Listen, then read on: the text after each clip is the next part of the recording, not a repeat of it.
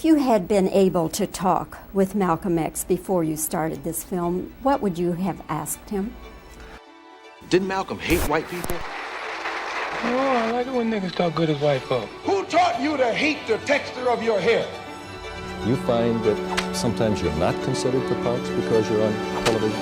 Who taught you to hate the color of your skin to such extent that you bleach to get like the white man? And the winner is... Denzel Washington, Glory.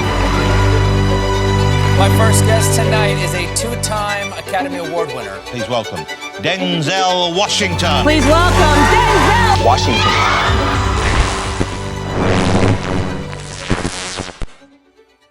Denzel Washington grew up in Mount Vernon, a working-class suburb of New York City.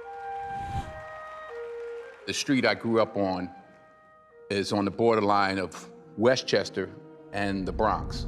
The south side of Westchester was a lower and or middle class neighborhood. I guess my father or other folks from his generation, that was their a dream fulfilled, to get a house with a piece of grass and, you know, car in the driveway.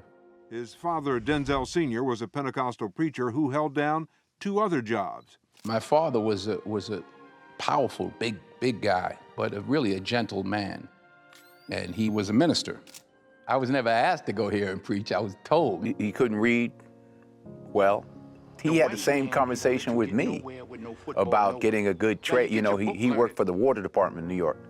And he could get me on at the water department. And he said, you know, I could be a supervisor in 25 years. He's like, you get a good job, you get a secure job. Yeah, a secure job, exactly. Work your way up at the A&P and learn how to fix cars or build houses. Get you a trade. This way you got something can't nobody take away from you. His mother owned a beauty salon. His mother, Lennis, managed that beauty shop. Like Rose, my mother could see further, you know. No, he's got to get an education, he's got to go to college. And, you know, he couldn't see that far. People change. The world changes, and then you can't even see it. She never gave up on me. Never gave up on me. And she had a lot of reason to. Just drive, Ma, just drive. You know, I got kicked out of college, too. She did the same thing. What did you do when they kicked you out? His mother, Lennis, saved his life when she scraped together enough money to send him to Oakland Academy, a small boarding school for boys in upstate New York. Just no focus. To keep him off the streets, she scraped together the money to send him to boarding school. How did you end up here? Some of the kids you grew up with were in prison today, or were dead today. Why not you? Were you a bad kid? I was just very, very lucky. And I had more to lose at home than I did in the street. Did she ever have to come looking for you? I knew I had to get to the fish market by 8:54 and by the chicken joint by 8:56 in order to make it home by 9 o'clock. I thought her purpose in life was to just embarrass me. I was in basketball, playing basketball in the playground. And everybody knew, you know, I had to be home a little earlier, and my mother was always on my case. So she came to get me, and they were like, yo, D, your mom is here, man. And I got in the car, and she was screaming. So I kind of look at everybody out the window like, you know, I got this. All the kids are over there on the other side of the fence watching. And I'm just playing it as if nothing's going on. I mean, she's screaming at me, going crazy. So I turned to the kids and just looked like, you know, Mom. And as I was turning around, a hand was coming. Pow, pow. So I put my head under the dashboard. Just drive, Ma, just drive. Just drive, please. Verse 10. Are there any questions? And then one day, and I remember the exact day, March 27th, 1975, I was helping my mother in her beauty shop. My mother owned a beauty shop up in Mount Vernon. And I was looking in the mirror, and I saw a woman sitting across the room from me. And she said to my mother, bring me a piece of paper. This older woman who was considered one of the elders in the town, and she just kept looking at me. Every time I looked at her, she kept giving me these strange looks. She said, I have a prophecy. And she wrote down, she said, this boy is going to speak to millions of people.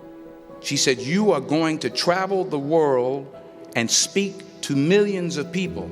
God is white. Isn't it obvious? Well, that is obvious, but we don't know if it's obvious that God is white. Denzel Washington's career began on the obscure stage at New York's Fordham University. He went to Fordham University and began acting in plays. Hollywood took notice. I did a theater here in New York, 75 at Fordham University, Lincoln Center. What was the play? The first play I did was Eugene O'Neill's The Emperor Jones. There you are. And I did a TV movie in 1978 called downhill, Flesh and Blood. You're gonna be a heavyweight. You got the chin, you got the guts. But most of all, Bobby, most of all, my blue-eyed friend, most of all, you're white. It wasn't television, however, that honed his instincts and kept him alive in the lean years. It was New York's thriving black theater. In 1981, he played Malcolm X for the first time off-Broadway. I did a play about 11 years ago in New York, off Broadway, which means you don't get paid, basically. I guess that was the first play that came to people's notice, was Right, Malcolm X. right. It wasn't called Malcolm X. It was called When the Chickens Came Home to Roost. Yeah. It was a two-character play about Malcolm X, a fictional meeting between Malcolm X and Elijah Muhammad, who was his spiritual teacher. Silenced. Like my brother Reggie. I said silence. I bring only the truth to you, Mr. Muhammad. Now, it isn't pleasant, I know that. You're a great man. I owe you everything in my life. But to silence me in my own mouth? What do you think the biggest difference between doing a play and doing, I mean, it's a cliched question, but I'd be interested to know your answer. I think a part of what Viola just said is that you get to dig deeper and you get another day. Right. And you get the energy. The makeup off, I say a quick prayer. I hear the people out there clap, and you get a sense, like, uh-oh. You do a movie and there's 200 people that are used to it and they don't care and everybody's doing their job and it comes in a theater somewhere and you're picking your nose at home somewhere, clipping your nails. There's no energy. Right. A relief, joy. You don't get that in the movies. There is no terror, Cassius, in your threats. I mean, it took me 30 years, but I finally am doing what I wanted to do when I started. What's your drink of choice? I'm a wine man. A fine wine? A nice wine, yeah. I love the wine. More wine! At age 22, he was cast in the TV movie Wilma. You know I love you, man. Also in the film was actress Pauletta Pearson. She had a small part in the movie, but would soon become the leading lady in his life. They married 6 years later. We had a party, and I was taking her out, but I didn't have enough money to pay for the cab. I'd run out of money, so our first date, she had to pay for it. You speak so lovingly of your wife. My wife, is the backbone of our family. Yeah, you're a family man now, of course. Yeah, I got 4 children. Four? Just had twins. So 2 boys, 2 girls. 2 boys, and twins? And twins. But is that the focus of your life now? Oh, definitely, definitely. I mean, my son is on a basketball team. I'm coaching the team. We got a game on Sunday, so I got to get back to the States in order to coach it. Yeah, that's right. You played on the basketball team. Coach didn't give him enough playing time. We'll talk about that later. Denzel went to church every Sunday, but dreamed of becoming a professional athlete. Now, when you say you grew up in a boys' club, that's where you hung out, played ball, or everything. Hung out, played basketball, learned about life, learned about everything. Well, I keep fit by boxing. I've been boxing for 20 years. Was that so? Before you did Hurricane, even you were boxing? Yeah, I've been boxing for 20 years. Don't get hit in the head anymore, though. You have people paid not to hit you in the head. Huh? Well, you block them or you? Huh? Hey, where are we going? Pick up an easy $5. Just hope those 2 turkeys haven't left yet. Washington's first film role was in the 1981 comedy flop, Carbon Copy. He played a teenager who turns out to be the long-lost son of George Segal.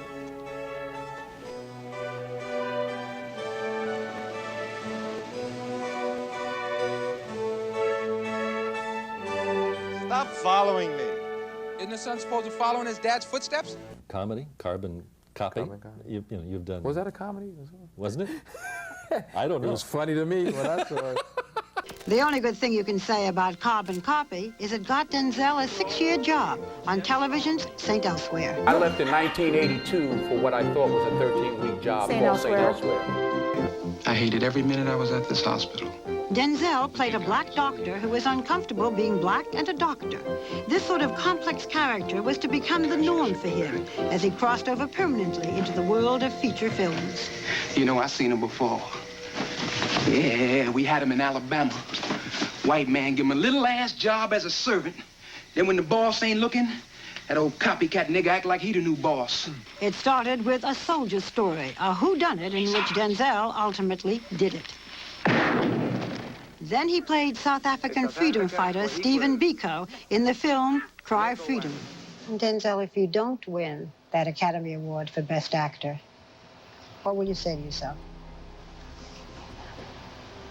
King Kong ain't got shit on me! Everything, it seems, was a path to glory. Glory was an ensemble movie about a black regiment that fought during the Civil War. Denzel played a secondary character. A defiant Union soldier in one of the first black regiments.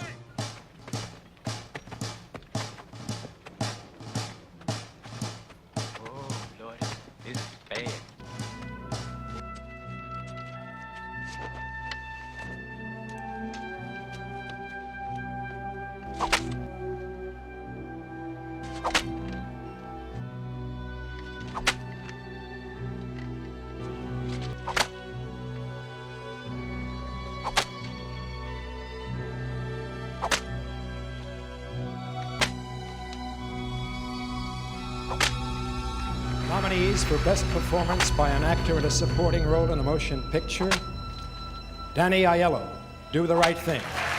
Marlon Brando, A Dry White Season. Sean Connery, Indiana Jones and the Last Crusade. Ed Harris, Jackknife. Denzel Washington, Glory. And Bruce Willis, In Country. And the winner is...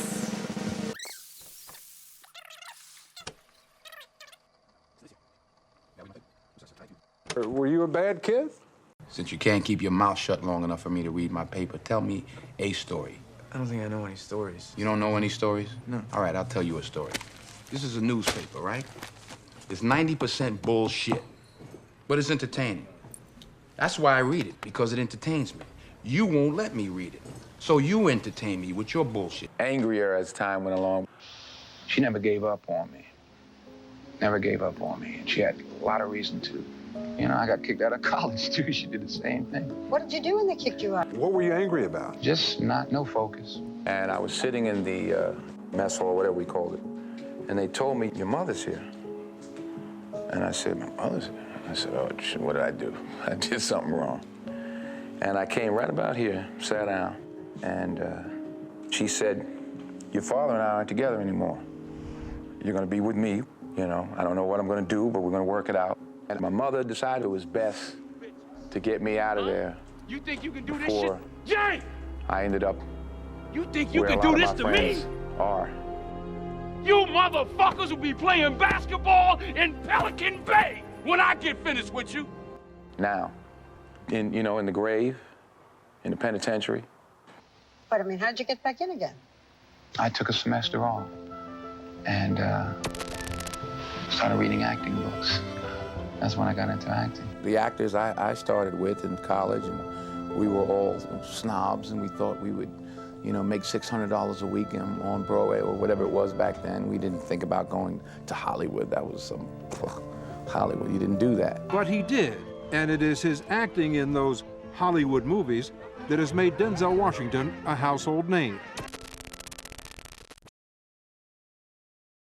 In the name of Allah, the Beneficent, the Merciful, all praise is due to Allah, Lord of all the worlds, the one God to whom praise is due forever, the one who came to us in the person of Master Farad Muhammad and raised up the Honorable Elijah Muhammad. Ameen. Assalamu alaikum. How do you feel? Who do we want to hear? Are we going to bring him on? Yes, we're going to bring him on. Well, let us hear from our minister, Minister Malcolm X. Let us bring him on with a round of applause. Who else could have played the controversial African-American leader, Malcolm X? For over a decade, Denzel Washington has expressed the rage and reality of people of color around the world. What do I say about this National Day of Mourning, so-called National Day of Mourning? I say the white man's acts of violence should be condemned, not only by our beliefs, but by his own. Now, the Holy Quran teaches us that those who work evil will be condemned or punished or judged according to their works. The Holy Bible teaches us that you reap what you sow. This is divine justice.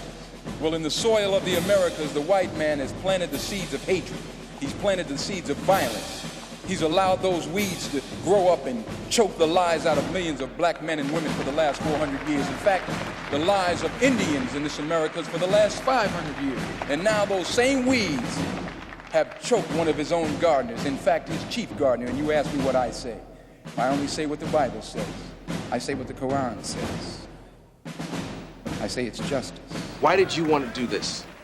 The film? Yeah. How could I not? And I remember flipping through the script and saying, okay, there's Malcolm's in there a lot. That could be a good part. I mean, that was... No idea who he was, really. Just it was a good meaty part. I found out, though. But the first thing that I did in researching the part was to read the autobiography of Malcolm X. And never been the same since. I think if nothing else, regardless of the politics and how you feel about anything, you certainly have to respect him for being a man of conviction and strength. He was a wake-up call. He was a slap in the face. Brave man, very brave man, when you think of the time. We needed someone to speak out so strongly, and he was that. He upset people. He made people nervous. He makes people nervous now. A man taken out of context, in some cases, by the press. He said things the way he felt, and he felt it was the truth, and he spoke from his heart. Some people call this hate teaching. This isn't hate teaching. This is love teaching. I wouldn't tell you this if I didn't love you. There's a misconception that he believed in violence. You know, he was not a believer in violence. The essence of the story of Malcolm X is one of evolution. He had some traumatic things happen to him as a child, the way his father was killed. They felt by a Klan-type organization. And he was only 5 years old at the time. Now imagine you being a 5-year-old and this being a 6-year-old. Imagine this being one of your earliest experiences or remembrances of whites and how they reacted to your own father. The image that was presented on Malcolm was that he was just a hate monger, you know, that he hated people, that he wanted to kill all white people and this kind of thing. And, well, I mean, you must remember that, you know, one of the most terrible crimes in the history of mankind took place in this country. For close to 350 years, black people were murdered, raped, hung, and forced to work for no money, not for a year, not for 3 years, not for 10 years, not for 50 years, but for 350 years. That's a long, long time, and that debt has not been paid. So Malcolm was the first one, and even before Malcolm, the Nation of Islam was the first organization that was pointing out the fact that there's been an imbalance. Why do you teach hate? If someone's putting a rope around your neck, get the rope off your neck.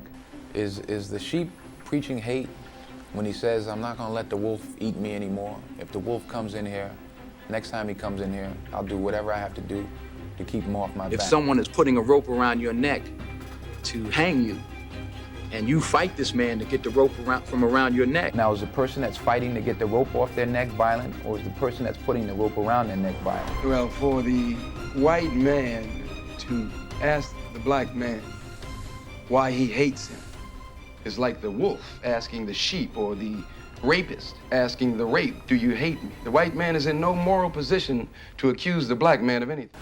He wasn't teaching hate, he was teaching common sense. 3 years ago, he took home an Oscar for Best Supporting Actor. My wife just kissed me so hard, you almost broke my nose. This is all happening at a time when the Oscars are being criticized for lack of diversity. I'm just wondering, what do you think about that? I don't have to think about it, I've lived it. If you don't win, will you say racism? I've been the guy at the Oscars without my name being called. I've been the guy at the Oscars when my name is called. I've been the guy at the Oscars when everybody thought they was gonna call my name and they didn't. I got a big house in California. I'm a fairly wealthy man. You know, I can't complain. You know, it'd be easy to sit here and say, oh yeah, there's a lot of prejudice, there's a lot of racism. Well, that's a given. You know, I try to be a positive person and figure out a way I can do better, not give in to. So what would you say to the people who are looking at this process and saying it's unfair? As I said, I'm a positive person. I think that you have to take what you're given and do something with it. You know, the easiest thing to do is complain about it and give in to that. Yeah, and so what? You gonna give up? If you're looking for an excuse, you'll find one. He's been in more than 30 feature films and won 2 Academy Awards. Best Supporting Actor for his portrayal of a runaway slave in the film Glory. Today's a training day, Officer Hoyt. And in 2002, Best Actor for his performance as the dirty cop Alonzo Harris in Training Day. But I ain't holding no hands, you understand? I ain't babysitting. You got today, and today only, to show me who and what you're made of. The Oscar goes to I Love My Life, Denzel Washington.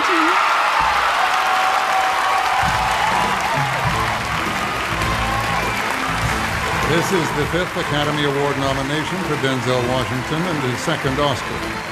He won for Best Supporting Actor in 1989 for the Civil War film Glory.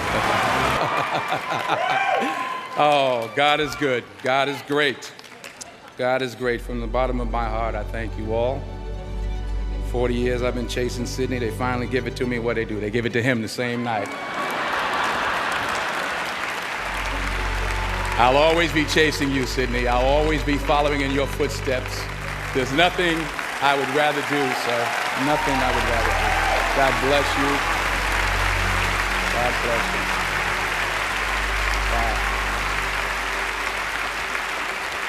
Oh, I want to thank the Academy. You know, when I was in college, first starting out as an actor, they asked each one of us what we wanted to do. I said, I want to be the best actor in the world. All the students in the classroom looked at me like I was a nut. Life has taught me to just try and be the best that I can be. And I thank the Academy for saying to me that on this given night, I was the best that I could be. I want to thank Warner Brothers and Alan Horn and Lorenzo de Bonaventura for supporting this film, and Antoine Fuqua, a brilliant young filmmaker, African-American filmmaker. I don't know where you are, Antoine, love you. Ethan Hawke, my partner in crime. So many people, I can't even remember everybody, lawyers, doctors, agents. My beautiful agent, Ed Lamato. We've been together for so many years. Hometown boy from Mount Vernon. My beautiful wife, I love you so much. You put up with me in spite of myself. And my beautiful children at home. I told you if I lost tonight, I would come home and we'd celebrate. And if I won tonight, I would come home and we'd celebrate. Well, I'm coming home, we're celebrating. God bless you all.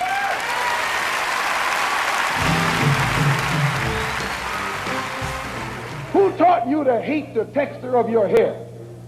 Who taught you to hate the color of your skin to such extent that you bleach to get like the white man? Who taught you to hate the shape of your nose and the shape of your lips? Who taught you to hate yourself from the top of your head to the soles of your feet? Who taught you to hate your own kind? Who taught you to hate the race that you belong to? So much so that you don't want to be around each other. No, before you come asking Mr. Muhammad, does he teach hate, you should ask yourself who taught you to hate being what God gave you.